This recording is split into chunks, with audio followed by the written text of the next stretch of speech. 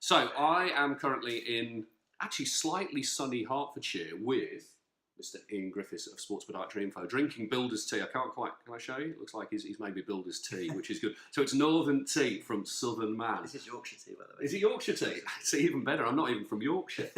Although my sister lives in Yorkshire, that's a whole different story. So I'm down in Hertfordshire because I have spent an amazing morning down at one of your... You don't have to say amazing. I do. No, it was amazing. It is amazing.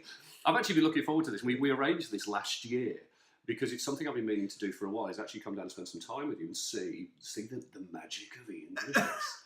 I know. I said this to him before, and he turned around and said, "You'd be really, really disappointed." And actually, I haven't been. It's been absolutely amazing. So Ian has kindly said that he'll come on camera and answer a few questions. So we've got about 4 questions laid out, which hopefully he won't ramble on too much, or maybe have some nervous rambling, which is what he does. For those of you who don't know Ian, he'll give you a bit more of a potted history about himself. But one of the things which is going on at the moment is the Podchat Live Facebook page, which I will put a link to. You're going to plug it? I'm going to plug it, absolutely, because I think it's an amazing thing for podiatry. And we've talked, in fact, actually, okay, next question in. Tell us about Podchat Live. What is Podchat Live? Yeah. Okay, so it's Craig Payne and I. Craig Payne, based in Melbourne, as you know. I've heard of him. You've heard of him, yeah. I'm sure. I think it's him that drags people in rather than me. and we're basically doing a sort of a Skype call with a third person of our choosing that week on a topic that they are usually reasonably specialist and expert in. And we're just putting that 3-way conference call onto Facebook Live. So the idea being, it's every week. It's about an hour long, 40 minutes to an hour. We intend to do it every week for this calendar year at least. So by the end of this year, we want an archive, a repository of over 50 hours, completely free CPD for everyone, on a range of topics from what we hope are going to be sort of world leaders in their field. So it's fun. It's Which is why you haven't asked me, because you want world leaders. Absolutely. I mean, it's been brilliant. How many? It's 10 episodes. We've had 10 episodes, yeah. Which is brilliant, and we know that looking at the stats, it's been immensely popular. Yeah, immensely popular. We're pleased with it. As you should be. As you should be. I mean, the last one was Ian Lane and Ted, which went down really, really well. It did. Obviously, Belinda. Hello, Belinda. Belinda was on there, and I think at one point it became the Belinda Show with Ian and Craig. Rightly so. She was amazing. She was absolutely brilliant. But don't let that go to your head, Belinda, at all. who have you got coming up? It's weird because I was down here last night, which was Thursday, so you didn't do one last night. It's not because of me. It wasn't. It was just perfect timing. Who have you got this week? So Sunday night we've got James Dunn, who is a running coach, sports scientist, who people may know through his Kinetic Revolution website and courses. An old friend of mine. I always enjoy talking to him. Just such a lovely guy and so knowledgeable. So he's Sunday night.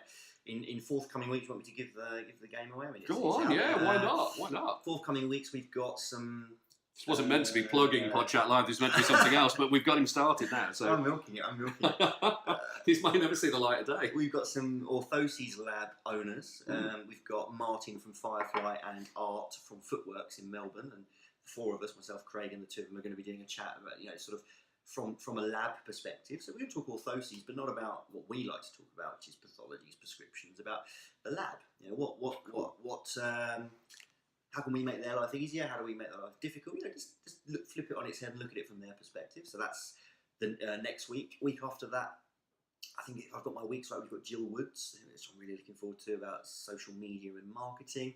And then week after that, we've got a vascular episode with Martin Fox and also Dr. Petter Tan from over in Australia as well. So yeah, we're hopefully what we thought when we started was we're going to do, because Craig and I are very much within our little niche of musculoskeletal and biomechanics and things. That's what we like. And I guess initially we thought this is what we're going to do. And what we soon realised is it's not really about what we want. It's about what the audience might want. So it was really Belinda's episode, if we're being honest, that opened things up.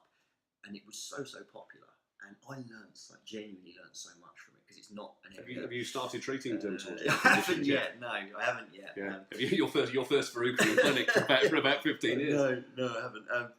And then then we sort of thought, what, this is a much better idea. Rather than it being a biomechanics show, it should be a podiatry show. So we've had the dermatology, and we'll have other dermatology ones as well. There's 52 weeks in the year. We're going to have to spread our wings as much as we can. So we intend to have wound care one, a diabetes one, a neurology one, probably some non-clinical ones but podiatry related. Cool. I wouldn't mind getting Forgotten Feet. Debbie, if you're watching this, if you're one of the 3 people watching this, and really.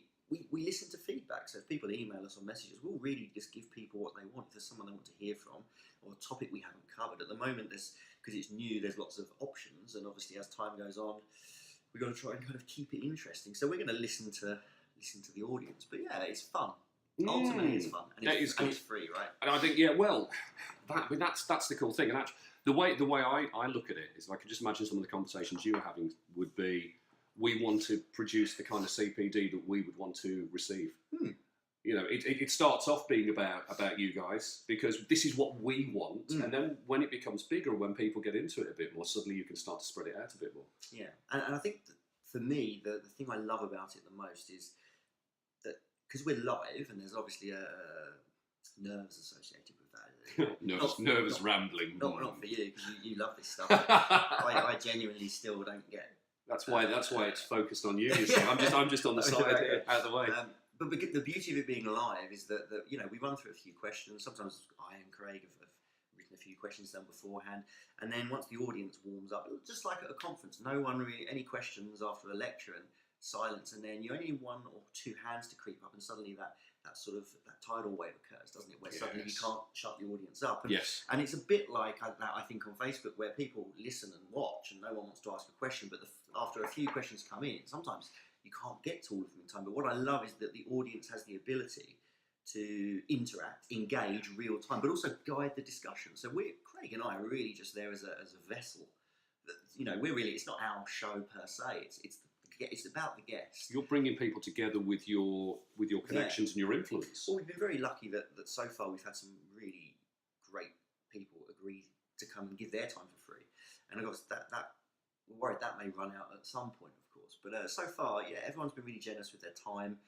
It's going well. We don't really know where it's going to go. We like the idea of doing some from conferences, we talked about that today, didn't we? We had that conversation just on the train. I like the idea of sitting in the corner of a conference and grabbing 5 minutes with every keynote speaker. So for the people that can't be at the conference, they get to hear a bit about. The problem is you've warned them now, haven't you? That's the. But also, from a conference perspective, I feel like whenever I see really good social media, coverage of a conference, and there's a couple in the physiotherapy world that are superb at it, and I'm sometimes in clinic or sometimes at home, and I'm just catching up on Twitter or wherever it may be. All I want to do is be there. So it's great that I'm not, but what it makes me do is think, I don't want to miss that next year. So it may not go that way. It may stay what it is. We're not overthinking it too much. It started organically, and we are happy for it to just grow in whatever direction.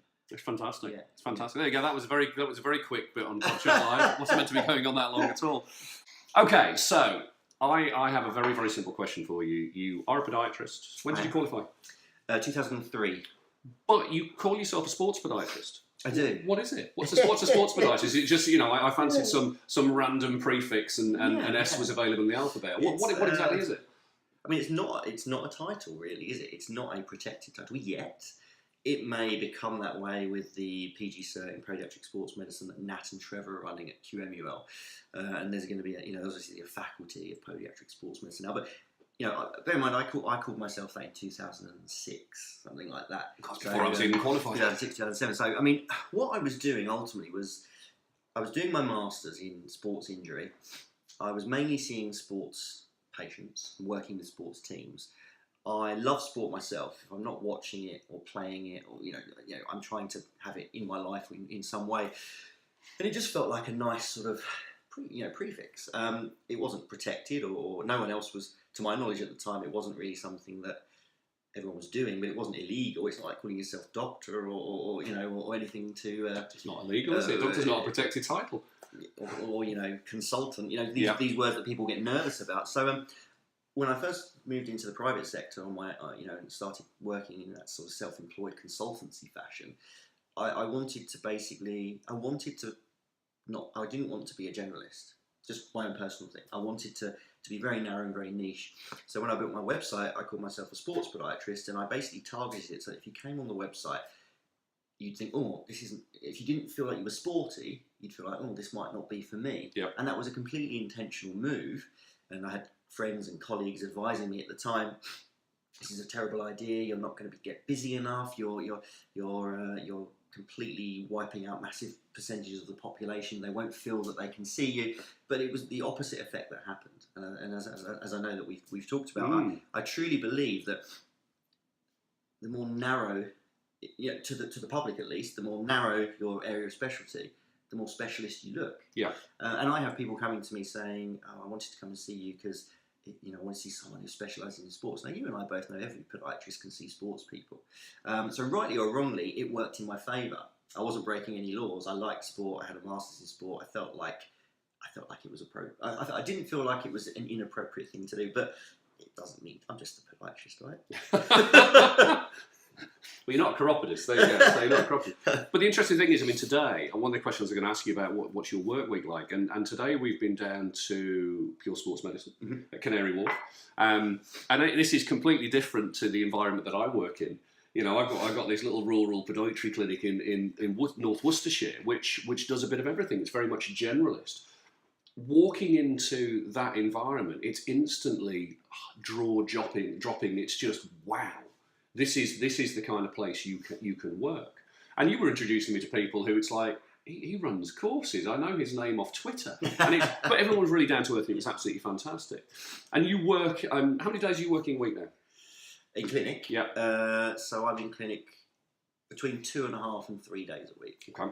This week it was 2.5, but next week it'll be 3. And you're working at different sites, different clinics across London? Yeah, I work across 3 clinics. Yeah, absolutely. So in exactly the same facet, the sort of private, multidisciplinary MSK team. There's no instruments or autoclave. There's just gyms, plinths, Olympic lifting platforms. There's not even sides on the couch. There's no. That's scary. I can see the health and safety people are going a bit mental on that. We don't. We wooden floored, but if we want, we could have carpet. Yeah. It's just a nice environment and surrounded by really valuable members of a multidisciplinary team, as you met today. I mean, absolutely. And everyone brings something to the table, and deep down we know this is how people get the best care. I mean, we had specialist physiotherapists, sports and conditioning coaches, sports doctors, amazing range of people, all within that arena. And I remember you said to me on the way, and you said, yes, people just drop in and just kind of ask your opinion. And it happened numerous times today. But can I just ask you a quick question about something? It was such a collaborative working environment. And that was I think that was absolutely amazing. I mean, it's the truest definition of the word team. Is it? If you think about in professional sports teams, you have whatever sport, rugby, football is irrelevant. You have a medical team, and the idea is that you'd imagine them all sitting around a table and discussing a player on a case by case basis, and that completely exists outside of you need to treat someone, whether they're a banker, a lawyer, or an accountant, like they're a Premier League player. And it's completely achievable, and we're super spoiled there, as you saw with the facilities and the team, and very very fortunate to be a part of it. But we are the truest sense of the word team. As you hopefully saw, there's no hierarchy. So whether you're talking to the consultant sports physician who will be the first team doctor on the side of Harlequins tomorrow, or whether you're talking to the strength and conditioning coach who came to us from the EIS fencing, or the physios that doing PhDs and working on to deliver courses online, and all of those kind of people as well. It's like you're a team. There's no boss. There's no hierarchy. It's just a pleasure, and it makes my life super easy. And like I say, it's open door policy. So if you see someone's door open, you can dive in and ask them a question, or dive in and have a bit of banter. Or a bit of both at the same time. If you walk past someone's door and it's closed, it probably means they're with a patient or they're dictating a letter. Or they're asleep. Or they're asleep on the couch. Yeah, it's not that we do that. So yeah, I mean, super spoiled at Pure and at the other clinics I work as well, which are very, very similar. It reminded me very much, and I said this to you earlier, it reminded me very much of when I worked in A&E, that you've got people of different levels within in terms of you've got your consultant, you've got your nurses, you've got your healthcare assistants, you've got your cleaners, your receptionists, but everyone is on the same level. Everyone's voice is important. Everyone's voice is heard. Everyone's acted on it. Is acting as part of a team. You're there for one reason, and that is to look after that individual in your care. And it felt very much like that. You're right, even the admin team. They were great. I mean, they were so welcoming on the way. Everything about it. And we talk to them like they're not clinicians, admin team. That's not the way that works. They don't turn up for the day, and our life is hell. They're as important part of the team as anyone. So yeah, we're just super fortunate. Yeah. It was brilliant. It was brilliant. And actually, there was only 3 mentions of overpronation, which we won't go into now because everyone knows your views on overpronation. They love to wind me up. They love to wind you up. It was brilliant. The banter was absolutely fantastic. I don't bite anymore. Well, not unless they ask you nicely. Okay, so you became a podiatrist in 2003. 2003. Okay. I was still working in A&E at that point. Remember that very well, down in Oxfordshire. How did Griff become a podiatrist? I know you told me this. You told me this story last night, and it was a long story. Yes. So brace yourself. We're already about 3/4 an hour in. But you know this story. I'll try and abridge it because it wasn't. I mean, the most important thing to say is it wasn't the normal route, and not that I even know what a normal route is in podiatry, if I'm honest, because everyone I speak to has a different story, but. A lot of people think, you do GCSEs, you do A-levels, and you want to, the thing I hear a lot is I want to be a physio and I didn't get the grades, and then I went into podiatry. That's not my story, and I certainly didn't grow up wanting to be a podiatrist or even knowing what one was. The short version, I was never particularly studious as a teenage boy. I was lazy, I didn't do homework, I didn't study. I was essentially the polar opposite of the way I am now. Maybe the way I am now is because of these experiences, but I was a very lazy teenager. I was a nightmare for my parents, and I was doing A-levels because I wanted to do medicine, and I applied to do medicine through UCAS as it was at the time, and I was told I needed 3 Bs at the time. Maybe you probably need 3 As now, right? And it was all good, but I just didn't do any work. I just didn't go to lessons, I didn't study, I didn't revise. And funny enough, I fell in biology, chemistry, maths, I fell just a smidge short of 3. Just a smidge, that's not how you described it last night. What's a smidge these days? So a smidge is officially referred to as an E and a U, and an E in biology, a U in chemistry, and in maths, I didn't even get a U because they wouldn't let me in the exam hall. I mean, the point here is, clearly, I was immature mentally. I was 16. I was just 17, whatever I was having fun. I was playing a lot of football, and I'd found girls, and life was great. But I wasn't into the books, and I flunked spectacularly. So I did what anyone would do, and friends and I drove down to Newquay, and we basically got in a tent and we bummed around and surfed for several weeks until such a time my mum called me back to Kent, where I lived, saying that she'd applied for a job on my behalf. This is the kind of mum I have. She's great. I think in hindsight as a parent now, I think what I must have been putting her through, flunking and then disappearing to Newquay. She probably thought, I had a ponytail, and difficult to believe, I had a ponytail at the time. I looked like I can see it. I looked like Simba. It was amazing. So she'd applied for a job on my behalf, and I got back and she gave me a sitting down and a talking to and said, look, you wanted to be a doctor, or, what's going on? And I was like, no, it's not meant to be. And she's like, how can you say that? You haven't tried, you haven't worked a day in your life. We don't even know what you're capable of. If you tried your best and you'd failed, we'd revisit, but you haven't even tried. So we really don't know what's going on. And I said, okay, well, what is going on then? She said, I've applied for a job on your behalf at the local hospital, Medway Hospital in Kent, as a student pharmacy technician. So hospital pharmacy, and it's like a 2-year apprenticeship where you go to you work 4 days of the week, and you go to college 1 day of the week. So it's a 5-day-a-week job, but you're in the pharmacy, working with the pharmacists, trying to learn as much as you can. You go to college and you do a BTEC or an HNC, HND, whatever can't quite remember the equivalent was in pharmaceutical science. And my mum said, and I got the job, I interviewed and got it, and she said, it's just 2 years, you got to start somewhere, give it a crack and see how you go. So I basically gave it everything I had and did pretty well. Well enough that I got headhunted by GlaxoSmithKline or Glaxo Wellcome, I think they were at the time. Nice. And offered a job in their lab. And I was mulling that decision over. And when I was back at the hospital, and I was now an official pharmacy technician, which I loved, by the way. Fascinating job. Really enjoyed it. Had some lovely, lovely people around me. And one of the pharmacists who I hugely respected, super smart, and she was like a bit of a mum figure as well. She sort of sat me down one day and said, like, "What's your plan?" And I was like, "Well, I'm qualified now, right?" She's like, "You're not qualified. You need to do something more. Like you need to go to university." And I was like, "Well, I've never really. I wanted to, but that ship has sailed." She's like, "I was 20, because I was 18 when I should have gone to uni, and all my mates went. I basically did 2 years of this. So I was 20, and I felt like I'd missed my boat." She said, "You need to go and study pharmacy." So I called a few universities and said, "Can I study pharmacy?" And I said, "What are your A-levels?" And I said, "What?" It could have been better. And I said, "I've got an E. Essentially, I've got an E in biology, and I've got this distinction in pharmaceutical science." And they said, "We just need proof that you've studied chemistry, and a U is not proof you've studied chemistry, unfortunately." So I decided I was going to be a pharmacist.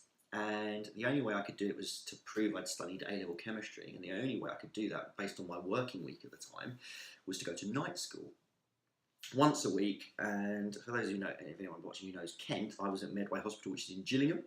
And the night school was like a college in Dartford. And I didn't drive at the time. This was 1999, I would guess. So I did a whole day's work at the pharmacy in the hospital. I got the train from Gillingham to Dartford. It was a 3-hour night school, and you train back from Dartford to Gillingham, back to where my bike was chained up, and I rode home from there, got back about midnight. And the idea was to do this once a week for a year, intensive A-level chemistry, and become a pharmacist. And the point I'm getting to here is I got sat down and I was just, I've never liked chemistry. I love physics, love biology, obviously love maths and statistics, but I've never ever liked chemistry. And I sat there and I don't know if I can do this. And I must have had a look on my face like, and because the dude I'm sitting next to says, "Hey man, what's going on?" I was like, I hate chemistry. I don't think I can do this. He said, "What's your story?" So I told him my whole story. "I'm doing this because I want to be a pharmacist." And I said, "What's your story?" He said, "I'm doing this because I want to be a podiatrist." And my response was, "A what?" Yeah. We all had. He basically wanted to study podiatry. He was a bit older, and he needed proof of recent study. Anything that was more recent than I don't think he'd studied anything for 5 years. And at the time that whatever university he was applying to had said, "I just need more recent study." And just because of the way he worked, it wasn't the chemistry he needed. It was just the only class he could attend based around his working. So he was like, "I'm just doing this, and in a year when I've got it, I'm going to apply to be a podiatrist." And I was like, "What's that?" And pretty much for that this was the first time we'd been, that entire rest of that lesson, he didn't sell podiatry to me, but he was just telling me what it was. "This is what I want to do, and it's really fascinating. There's paediatrics, and there's geriatrics, and diabetics, and tissue viability, and biomechanics, and sports injuries, and you do nail surgery, and he was, even really long story, tried to be bridged here. I left going, "God, that sounds amazing." He essentially sold the idea of podiatry to me while I was sitting in a chemistry class because I wanted to be a pharmacist, or I thought I wanted to be a pharmacist. I did a bit of looking into it. I looked in podiatry and I was like, "Oh, that sounds pretty cool." And but within a day or two, I'd contacted a couple of the podiatry schools, Northampton, which is where I ended up going, and Southampton and Brighton, and sort of informally, this is again late '99, just before Christmas, just out of interest, next year's applications for September 2000 start. I've got a BTEC in pharmaceutical science that I've just finished, and I've got an E in A-level biology. Does that do me any good? And they pretty much said, "Yeah, we'll take you." It's podiatry. That's podiatry, yeah, absolutely. What you can say 5 letters in a row. The rest, as they say, is history. Now, I dropped out of the A-level chemistry class. Unfortunately, I didn't have to do it. I applied to do podiatry. I was accepted. I started September 2000. And there we go. The career goes. I don't regret it for a single day. As you know, I love what I do. I truly believe that if you love what you do, you never feel like you work a day in your life. And what I do not know is who this guy was. I genuinely don't know. So we need to find out who that person is, don't we? Here's the thing. He may be a podiatrist. He may not. I mean, if there is someone who's now a podiatrist who started in 2000, who remembers doing A-level chemistry at Dartford around 99, he's the reason I'm a podiatrist. So if that person's out there, please contact us here on.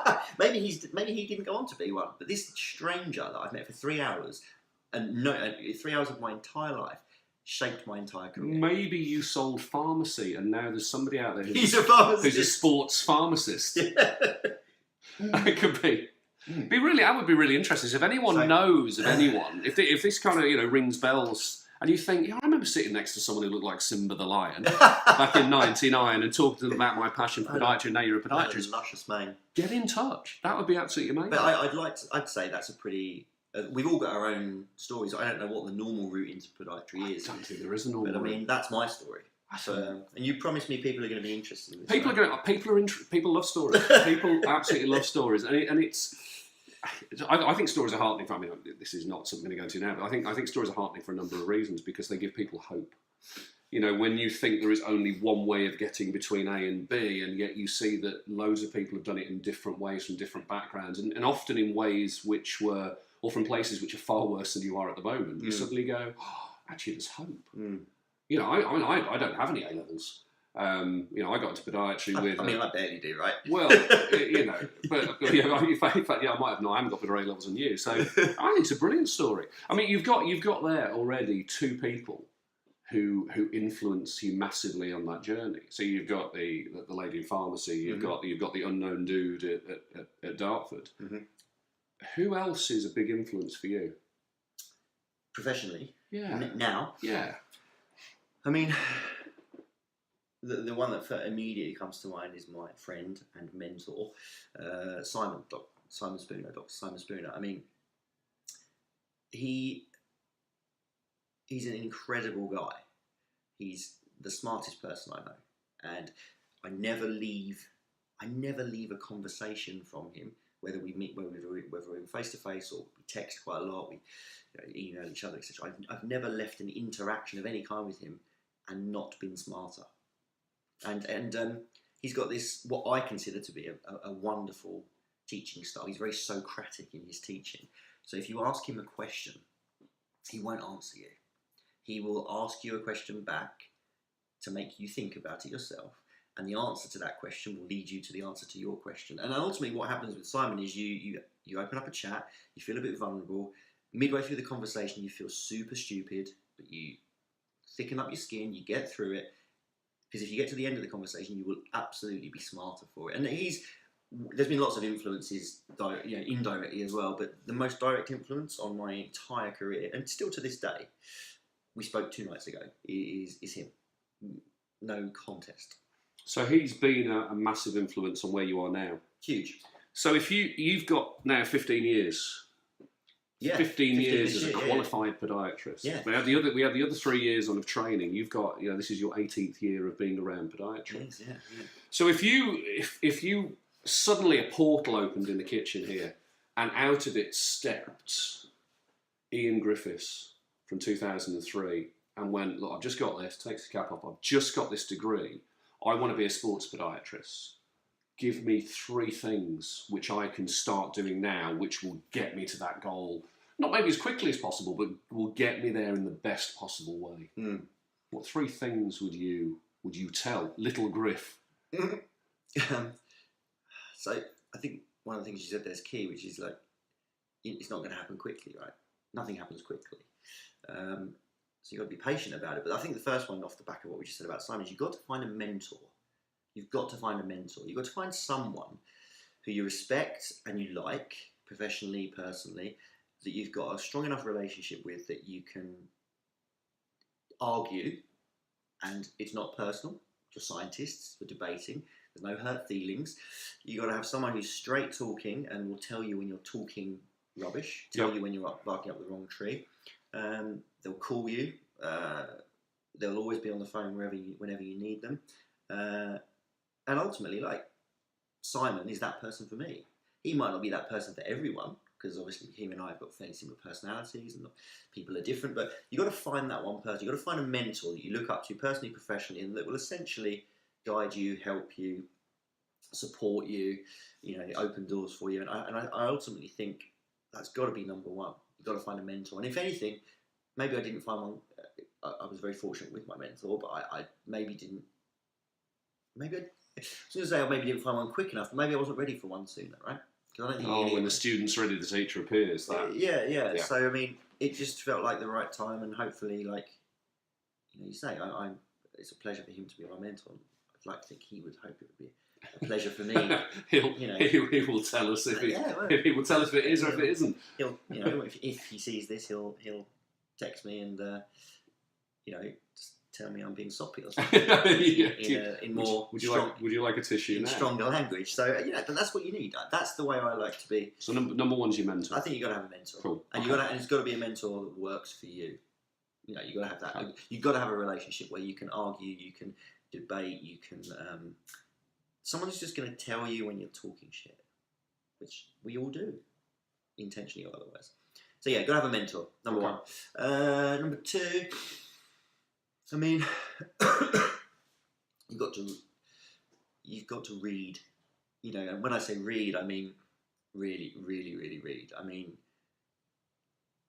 As you know, I read 2 journal articles a day. Maybe it's considered excessive. I'm not saying everyone needs to do that.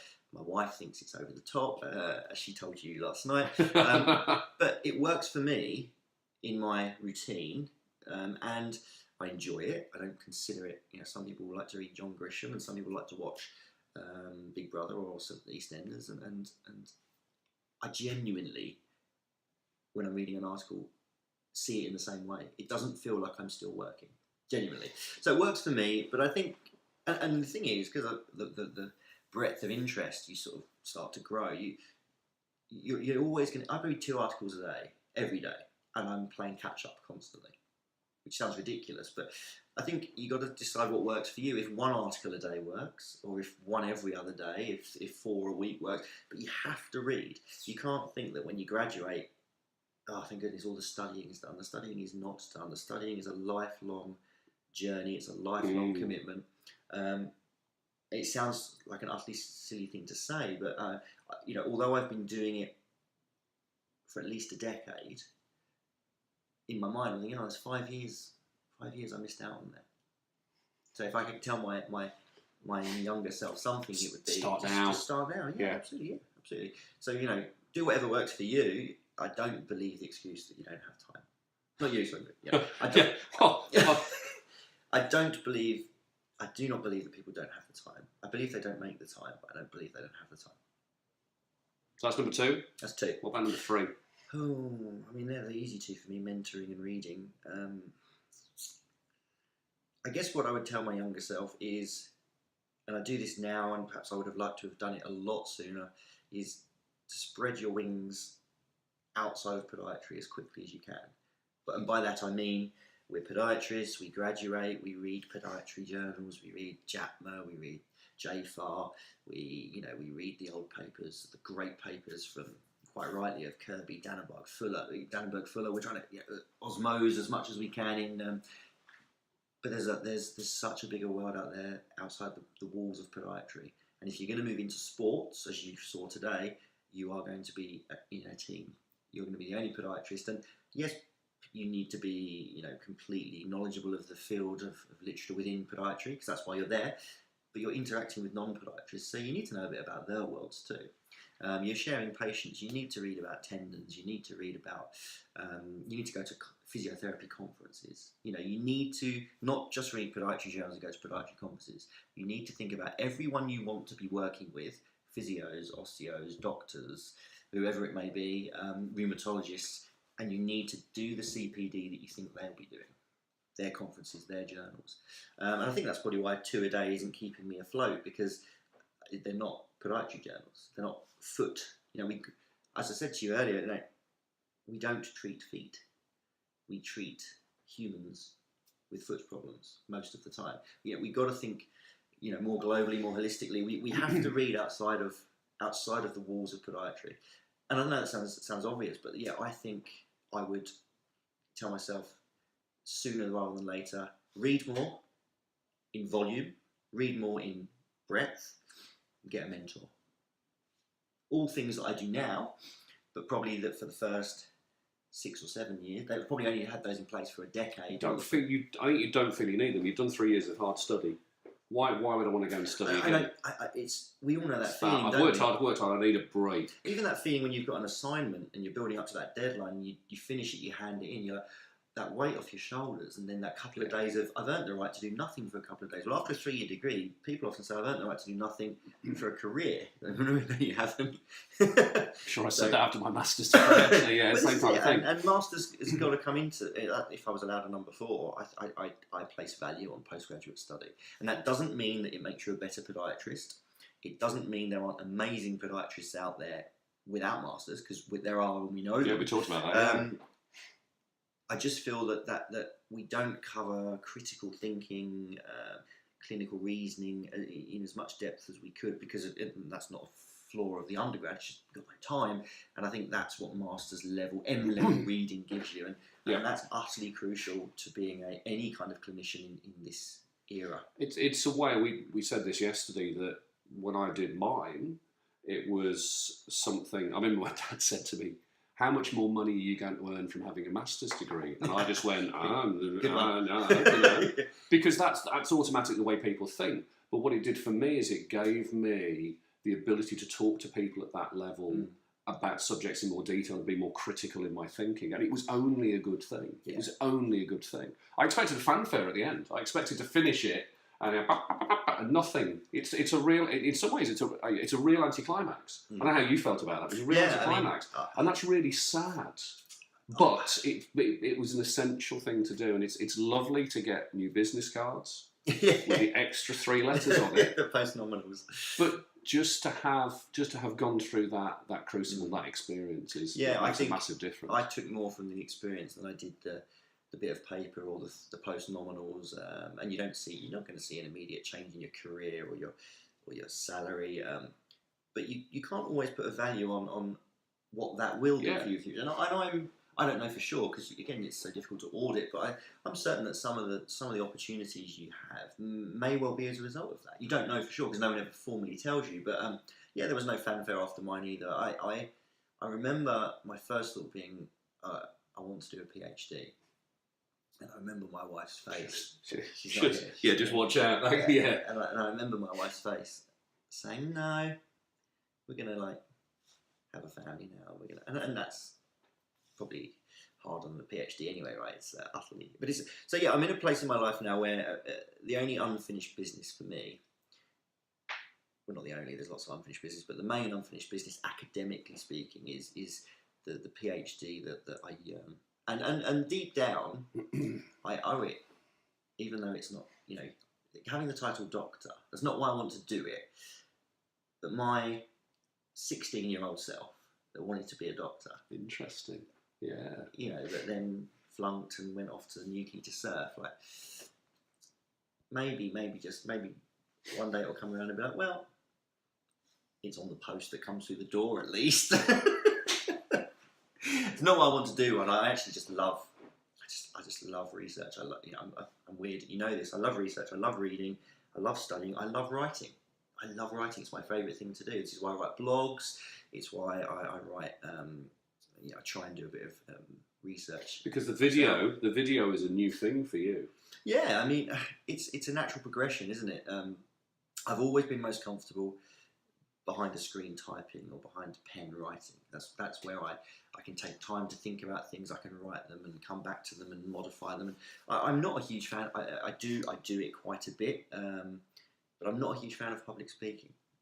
I mean, you've seen me speak, and you've seen how nervous I get beforehand. I get terribly nervous. I don't sleep well for a couple of nights before. Someone told me the more you do, it will be okay. It's been 6 years now I've been public speaking, and I've been fortunate enough to do it in various conferences in various countries, and it is not getting easier. I still have that horrible physiological response. It's my least favourite thing to do, but at the same time, it's not something I will ever say no to, because it has to be done. You described it like a roller coaster. It's like a roller coaster. Yeah, you come off it. You come off at the end, and you're just like, right, I want to go back on again. Yeah, and what I tend to do when someone asks me to speak somewhere is just immediately say yes.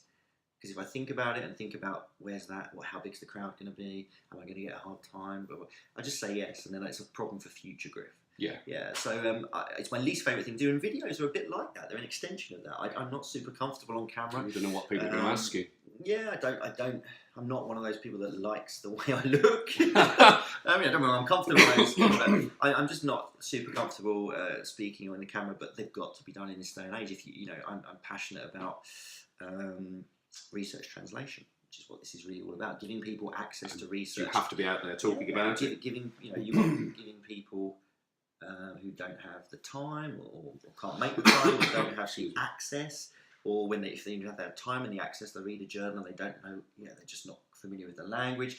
It's about saying, well, that's not the only way to disseminate information nowadays. We've got blogs, videos, infographics, and I'm deeply passionate about giving something to the profession that's essentially, given me quite a bit as well.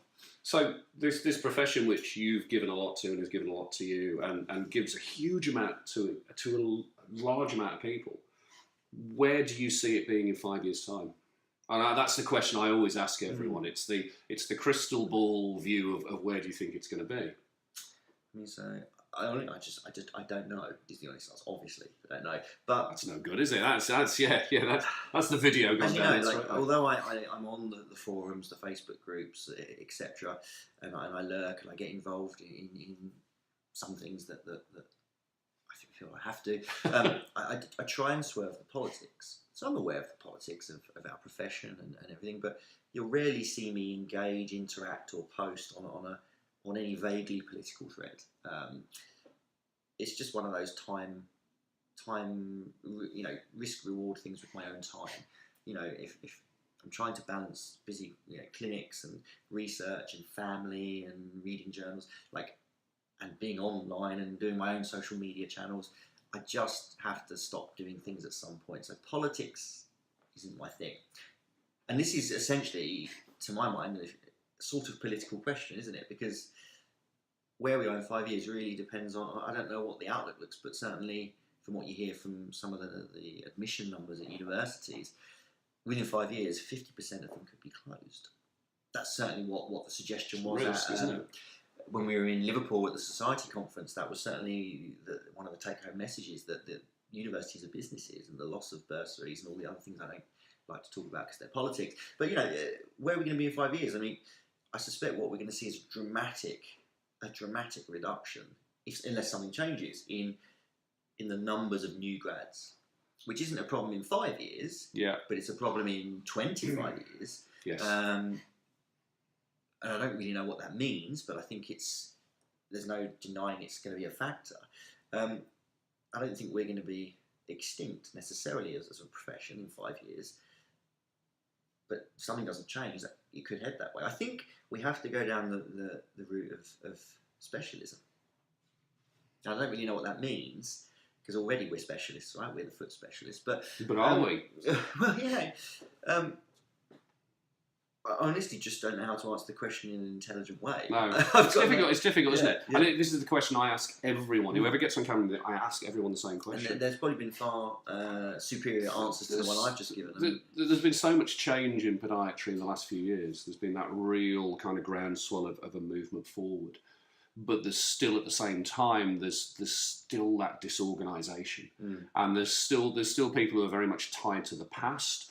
There are very people who want to move forward to the future, but we're only as strong as the weakest in our profession, and we can explore change theory and all kinds of stuff to get these people on board.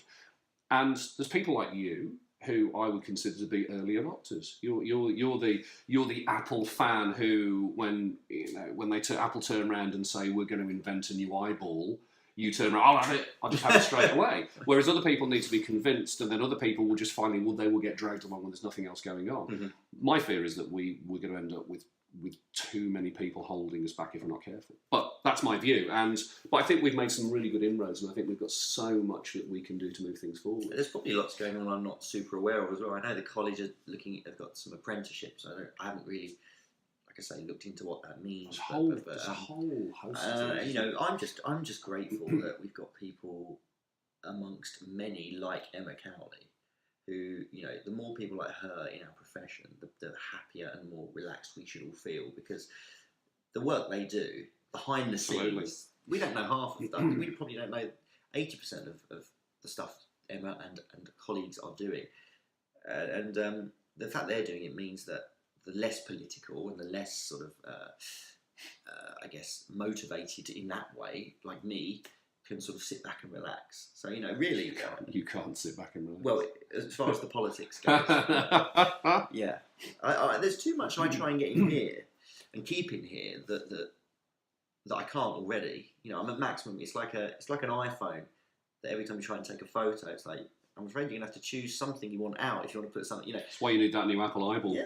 That will help you. I'm one of those iPhones that's completely out of memory. So every time something new wants to go in, it might be at the cost of something else. So I have to really think carefully about the stuff I want to sort of ingest. So the politics, the discussions about bursaries, the discussions about health practitioners, there's no space in here. So I just disregard it all. Okay. Ostrich, yeah, stick your head in the sand, that's it. At least it doesn't mess your hair up. Okay, I do have one more question for you. Because of course I've been thinking, this is only meant to be, I mean, we've been on it 45 minutes, wow. Literally 45 minutes. Podchat live. Yeah, sorry about that, yeah. And only 3 people will watch it anyway. Going to watch it, yeah. Well, no, I'll put it out there and see. My mum will watch it. She'll think, he's a nice boy, I like him. On your sports podiatry info page, you are at about 8,800 likes, followers at the moment, which I think is absolutely amazing. I remember you saying, you know, 5,000, 6,000, 7,000 doing competitions, and we had some people won some books off your now famous bookshelf. And your bookshelf is just, I'm in awe of your bookshelf. It's beautifully organised. It's amazing to look at. What's the... You've got low battery. Have I got low battery? Yeah. Oh, it does that. It does that anyway. We can just click on there. Low battery is absolutely fine. I can charge it in the car in a bit. That means we have been talking. It means we have been talking, absolutely. What one book at the moment, I know it's really difficult to kind of narrow it down to one book, but one book at the moment are you kind of reading, or which is really sort of key in your... just in your hands at the moment? You know, if you know, when you've kicked me out the door later on and you sit down and wait for the family to turn up, what book are you going to sit down and read? It's the one, so as you probably saw in the study and just here, all the books on the shelf in height order, but there's one that's there's one of them at the moment that's on the desk. I think one of my kids tried to grab it yesterday, not to read, to clarify, and it's a book called Structural Mechanics, and it's not a podiatry book, as they rarely are. It's an engineering book, and it's a book about structures and about how they respond to load. Because that's all the human body ever really is, a structure made of different tissues that respond to different loads in different ways. And the reason I've got it is, again, thanks to Simon, really. I mean, the reason I sort of got it off the shelf is because it's been on the shelf for a while, collecting dust like a lot of them have. And we had a chat a while ago about, I can't remember what we had a chat about, and over text he sort of said to me, you know, we all focused on kinematics and alignment and position for decades, weren't we? And then I think most people are pretty much up to speed now with the fact that actually maybe we've forcibly given them a bit too much attention at the cost of other things like kinetics or neuromotor effects, and placebo and psychological effects, etc. And I've definitely been guilty of this, where you swing the pendulum too far the other way. So we focus on kinematics, and then we go, okay, maybe they're not quite as important. Maybe posture and alignment isn't the whole beast. We swing the pendulum the other way, and we're like, now we're going to talk about kinetics. And this is coming back to why you need a mentor, and why you need a mentor that's going to call you on this. And Simon dropped me a text, going quite rightly, reminded me that we can't separate them. We cannot separate them. And when you look at the detractors of or those people who have criticised tissue stress theory, to give it its title, their concern is that you're completely disregarding structure, alignment, morphology, and you're only looking at forces. But you're not. So Simon sort of, got me back on track and sort of said, firstly, it's inappropriate to separate them. When have you ever opened up an engineering book and they're talking about forces, but they're not considering the structure as well? Yeah. Because the structure will absolutely dictate how it responds to force. And it just reminded me that that's not a terrible thing to reread. So that's the book out at the moment. It's an engineering book on how structures respond to loads, external loads, how the internal changes they undergo.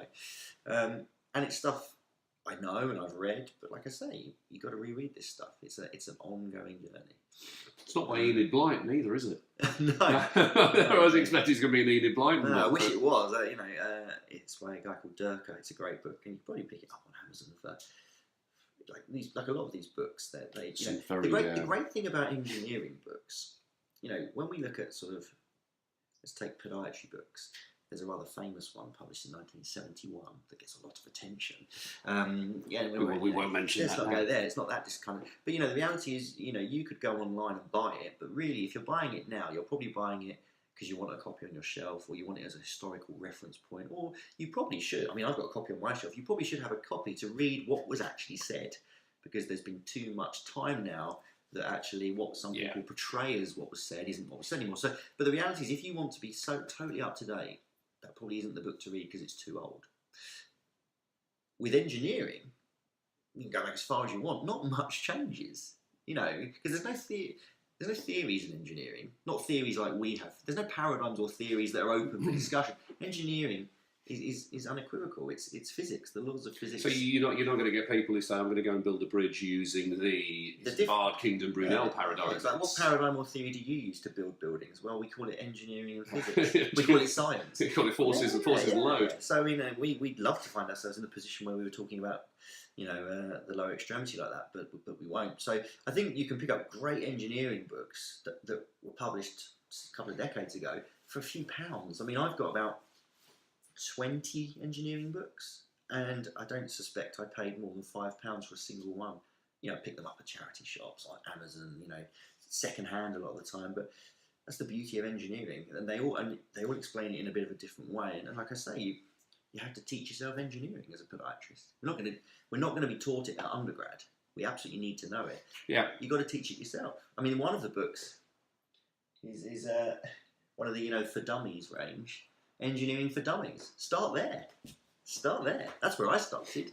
That's the book I'm reading at the moment. Structural Mechanics. There you go. Amazon are going to run out of copies of Rock and roll on a Friday night. Yeah. We've talked for 52 minutes, and actually it's getting a bit grainy. It's getting a bit grainy because the light's going down as well. I think we've. I think it's been amazing. It's been amazing. Who thought that you'd have that much to say, apart from me and everyone else who's watching, and but anyone who knows. Anyone who knows it got. So it's no. I've had an absolutely fantastic day down here. I'm far later than I should be, and I'm going to go and sit in traffic on the M1, which is cool. It's not a problem. No, it's been absolutely amazing. Thank you for your hospitality. Thank you for having me. Thank you for taking me around Pure Sports Medicine as well, which has been brilliant. I'm not going to say that everyone who wants to come down should do, because that's not up to me. Say that. But what I will say is that there are loads of podiatrists out there who do some really, really cool stuff. And if you're interested in spending time with people, just email them, contact them and ask them. Because the worst they're going to say is no. But I think most podiatrists who are worth their salt will not say no because they want to help the profession. So, yeah, really appreciate it. Thank you, mate. It's been good. Pleasure. Cool. Right.